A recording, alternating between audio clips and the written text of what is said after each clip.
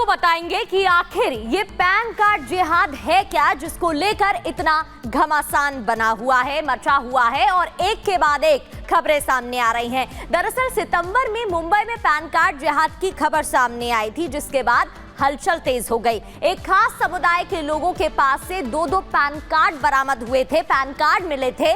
कई pan card में चेहरा और नंबर सेम ही था, बस नाम अलग था। आचार्य पवन त्रिपाठी ने फर्जी पैन कार्ड की शिकायत दर्ज कराई थी। आचार्य पवन त्रिपाठी के इस मामले को सामने लाने के बाद इसकी जांच हुई। डिप्टी सीएम देवेंद्र फडणवीस ने जांच के आदेश दिए थे, जिसके बाद जांच की गई थी और ये मामला सामने आया था। तो इस मामले में लगातार अब जांच की जा रही है और एक एक करके जो भी इसमें दोषी हैं उन पर कार्रवाई की जा रही है। आगे बढ़ते हैं। हर दिन हेलीकॉप्टर और बैग की चेकिंग पर उद्धव ठाकरे ने जो खबरें सामने आ रही है, बवाल मचाया, उसकी तस्वीरें भी हम आपको दिखा रहे थे। चुनाव आयोग को बीजेपी नेताओं के बैग चेक करने तक का चैलेंज कर दिया गया था। इस पर बीजेपी ने अब वीडियो जारी कर पलटवार कर दिया है और उद्धव ठाकरे पर सामान्य नियमों पर भी सियासत करने का आरोप लगा दिया है। देखिए।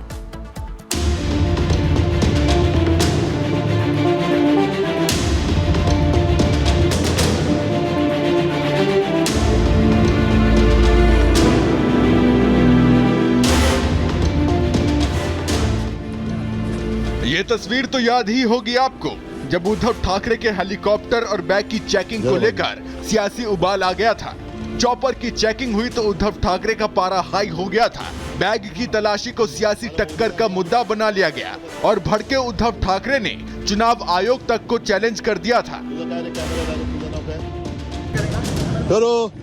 खोलो नहीं हो दादा, एक मिनिट, पहिलं आई कार्ड, काय नाव? अब जरा इन तस्वीरों को देखिए, जब चुनाव आयोग के अफसर ठीक उसी तरह हेलीकॉप्टर और बैग की चेकिंग कर रहे हैं जिस तरह उद्धव ठाकरे की हुई थी। जिनके हेलीकॉप्टर और बैग की चेकिंग हो रही है वो ना तो इंडी के नेता हैं और ना ही किसी विरोधी खेमा के, बल्कि एक केंद्रीय मंत्री हैं तो दूसरे डिप्टी सीएम। केंद्रीय मंत्री नितिन गडकरी के हेलीकॉप्टर की जांच चुनाव अधिकारियों ने महाराष्ट्र के लातूर में की। गडकरी औसा विधानसभा में बीजेपी प्रत्याशी के समर्थन में प्रचार करने पहुंचे थे। इसी दौरान चुनाव आयोग की टीम वहां पहुंची और उनके हेलीकॉप्टर और बैग की चेकिंग की। अब इस तस्वीर को भी देख लीजिए, जो महाराष्ट्र के डिप्टी सीएम देवेंद्र फडणवीस का है। देवेंद्र फडणवीस का भी बैग चेक किया गया, लेकिन उन्होंने ना तो इसका कोई वीडियो बनाया और ना ही इसे मुद्दा बनाकर किसी तरह का हंगामा किया। चुनाव प्रचार में पैसा, शराब, साड़ी बांटने से लेकर मतदाताओं को लुभाने के कई काम पर्दे के पीछे होते रहे हैं। इसे रोकने के लिए चुनाव आयोग हमेशा सक्रिय नजर आया है, जिसका एक पार्ट चुनाव प्रचार के लिए पहुंचने वाले नेताओं की तलाशी है। लेकिन यही जब उद्धव ठाकरे के साथ हुआ तो उद्धव ठाकरे ने चुनाव कर्मियों का वीडियो बनाया, उनसे उनका आईडी और अपॉइंटमेंट लेटर मांगा। चेकिंग से बौखलाए उद्धव का पारा इतना हाई था कि चुनाव आयोग से लेकर शाह और मोदी तक पर प्रहार कर दिया था। Bureau report, Republic Bharat. अरे बघावं अजून नका, ठीक है। और एक और तस्वीर इस वक्त आपको दिखाने जा रहे हैं, वो चेकिंग की, जब बैग चेकिंग हो रही थी और इसकी खुद तस्वीरें अजित पवार ने शेयर की हैं। बैग हेलीकॉप्टर उनका रोका जाता है, फिर बैग की चेकिंग की जाती है। अजित पवार ने खुद ये शेयर किया। इसी की जो टीम है वो रेगुलर चेकिंग कर रही है। अजित पवार ने ये भी कहा, तो चुनावी पारदर्शिता के लिए ऐसे कदम जरूरी हैं। यहाँ पर कोई भी हो हंगामा नहीं हुआ। अभी थोड़ी देर पहले वो रिपोर्ट हमने दिखाई जहाँ पर उद्धव ठाकरे की इसी तरह से जब चेकिंग हो रही थी तो वो हो हंगामा करने लगे, इसको सियासी मुद्दा बनाया जाने लगा। लेकिन ये रूटीन चेकिंग है। इसी तरीके की चेकिंग हमने आपको दिखाई थी अभी थोड़ी देर पहले, जब तस्वीर दिखाई थी देवेंद्र फडणवीस की। अब अजित पवार की तस्वीर आप देख रहे हैं, लेकिन अजित पवार जो आराम चेकिंग करवा रहे हैं, क्योंकि उनको भी पता है कि चेकिंग बहुत जरूरी है और वो काम जो इलेक्शन कमीशन के लिए बहुत जरूरी है, वो जो टीम उसके लिए असाइंड होती है, उसके काम में सहयोग होना चाहिए। और ये वो तस्वीरें हैं जो बता रही हैं कि सहयोग की एक तरफ तस्वीरें आती हैं तो एक तरफ उद्धव ठाकरे जो हंगामा करते हैं, जो इसको चुनावी मुद्दा बनाने की कोशिश करते हैं। ये तीन तस्वीरें हम आपको दिखा रहे हैं, चाहे फडणवीस हो, गडकरी हो, अजित पवार हो, चुनावों के दौरान जब ये जा रहे हैं रैलियां करने के लिए, उस दौरान बाकायदा इसी की टीम जब रूटीन चेकिंग इनकी करती है तो उसमें सहयोग दिया जाता है। तीन तस्वीरें हैं जो बयां कर रही हैं कि ये नॉर्मल रूटीन है, इसमें हंगामे की जरूरत नहीं है। लेकिन उद्धव ठाकरे की वो तस्वीरें हमने दिखाई थी जिसमें सीधा सीधा सियासी बवाल बना दिया गया था। इसी को ही कटघरे में खड़ा कर दिया गया था। ये कहा जा रहा था ये जानबूझकर हो रहा है, और अब ये तस्वीरें उनको जवाब हैं कि जानबूझकर नहीं है, बल्कि ये हर किसी के लिए है। नियम सबके लिए एक जैसे हैं सियासत में, चाहे वो कितना भी बड़ा कद क्यों ना रखता हो।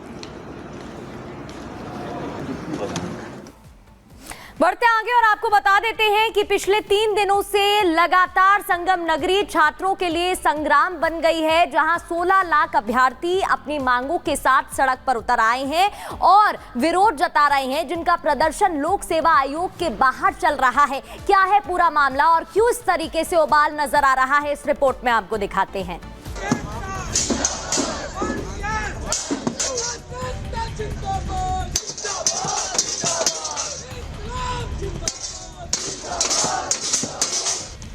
एग्जाम का रण, जारी प्रदर्शन।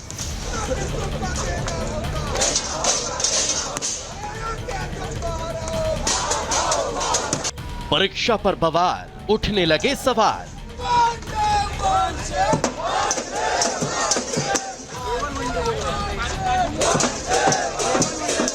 सड़कों पर अभ्यर्थी कैसे होंगे भर्ती?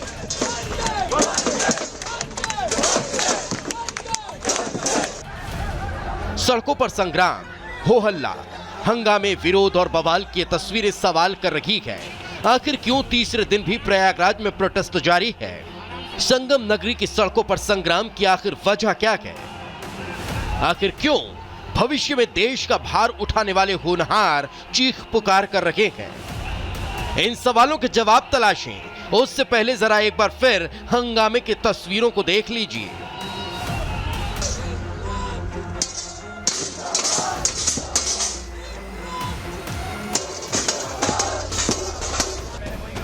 प्रयागराज में 3 दिनों से सैकड़ों छात्र आंदोलन कर रहे हैं, जो यूपी लोक सेवा आयोग के बाहर डटे हैं, जिनकी मांग है कि यूपी पीसीएस 2024 और आरओ की परीक्षा एक दिन और एक शिफ्ट में हो। ये छात्र नॉर्मलाइजेशन की प्रक्रिया का विरोध कर रहे हैं। उन्होंने कहा कि नॉर्मलाइजेशन फॉर्मूले से परसेंटाइल पर असर होगा। छात्रों ने कहा कि जब पेपर एक है तो इस तरह का फॉर्मूला क्यों लगाया जा रहा है? यूपी पीसीएस 2024 और समीक्षा सहायक समीक्षा अधिकारी 2024 के प्रारंभिक परीक्षा में इन्होंने मानकीकरण और 2 दिवसीय जो एग्जाम नई व्यवस्था परिवर्तन लाया है उसका हम लोग विरोध कर रहे हैं, और विरोध तब तक करेंगे जब तक ये नोटिस आयोग जारी नहीं करेगा। आयोग की तरफ से गोलमोल जवाब देने की कोशिश किया जा रहा है, कोई संतोषजनक उत्तर अभी तक नहीं आया है। वही पुरानी डेट में अडिग है, वो हम लोग बात मानने के तैयार नहीं है। वो फुल रूप से मूड बना लिया कि हम करप्शन करेंगे। हमारा कहना ये है कि 1 शिफ्ट 1 एग्जाम हो, इससे करप्शन नहीं होगा। तो सुना आपने, हंगामे की मुख्य वजह है नॉर्मलाइजेशन। तो सवाल उठता है, आखिर ये होता क्या है? दरअसल नॉर्मलाइजेशन सिस्टम से पेपर का स्तर तय किया जाता है। पेपर के लेवल के साथ अंक भी निर्धारित किए जाते हैं। यदि आप पहले कठिन पेपर में 70 अंक लाते हैं, उसे 100 अंक मान लिया जाएगा, और दूसरे सरल पेपर में 100 अंक हैं, तो उसे 70 मान लिया जाएगा। यानी इस प्रक्रिया में औसत निकाला जाता है, और छात्र इसी प्रक्रिया का विरोध कर रहे हैं।